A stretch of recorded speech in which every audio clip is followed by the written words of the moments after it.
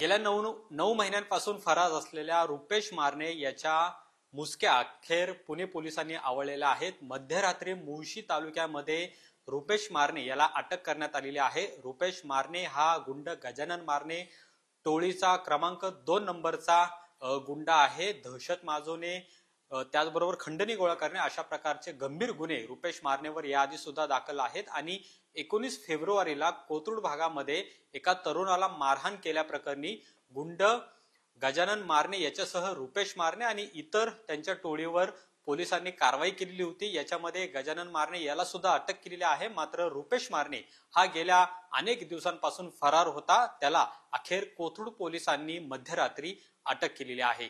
या सगळ्याविषयी अधिक माहिती जाणून घेणार आहोत। आपल्या सोबत डीसीपी संभाजी कदम सर आहेत। सर, कशी ही कारवाई केलेली आहे, आपण कशी आपल्याला टीप मिळाली आणि कशा पद्धतीने अटक केली? यातला रुपेश मारणे जो आहे तो गजानन मारणे टोळीचा नंबरकरी आहे आणि याच्यावरती पूर्वी सुद्धा भरपूर गुन्हे दाखल आहेत। जी 19 फेब्रुवारीला घटना आपल्याकडे झाली होती, शिवजयंती दिवशी संध्याकाळी एका IT इंजिनियरला मारहाण केली होती। त्या ह्याच्यामध्ये 307 आणि मोक्कानुसार गुन्हा दाखल होता। त्याच्यामध्ये रुपेश मारणे बऱ्याच दिवसापासून फरार होता।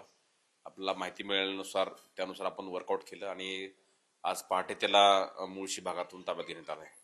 त्याच्याच घरी तो होता की इतर कुणाच्या घरी होता तो? आपल्याला माहिती मिळाली की तो त्या ठिकाणी येत आहे। आपण ट्रॅप लावला आणि ट्रॅप तो त्याला आपण ताब्यात घेतलेला आहे। तो अटक करून पुढची जी कारवाई आहे ती क्राईम ब्रँच तपास करते, त्यांच्याकडे तो हँडओव्हर केला। याच्यामध्ये काही कारवाई करताना त्याच्या सोबत काय आढळून आलेलं आहे का? काही वस्तू आढळून आलेल्या आहेत का किंवा कारवाई दरम्यान त्यांनी काय प्रतिकार केला, अशा काही घटना घडली? नाही, असं आपली टीम ट्रॅप लावून त्या ठिकाणी होतीच, परंतु घटनेसंदर्भामध्ये हौसाची आणि बाकी गोष्टी सर्वांची कारवाई झालेली आहे आणि कुठला रजिस्टर्स वगैरे असं काही प्रकार नाही। त्याला आपल्या टीमने व्यवस्थितरित्या अटक करून पुढची कारवाई केलेली आहे। रुपेश मारणे याच्यावर याआधी कोणत्या स्वरूपाचे गुन्हे दाखल आहेत?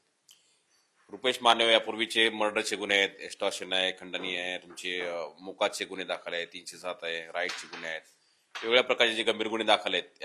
जवळपास हा 4था मोका त्याच्यावरती आहे।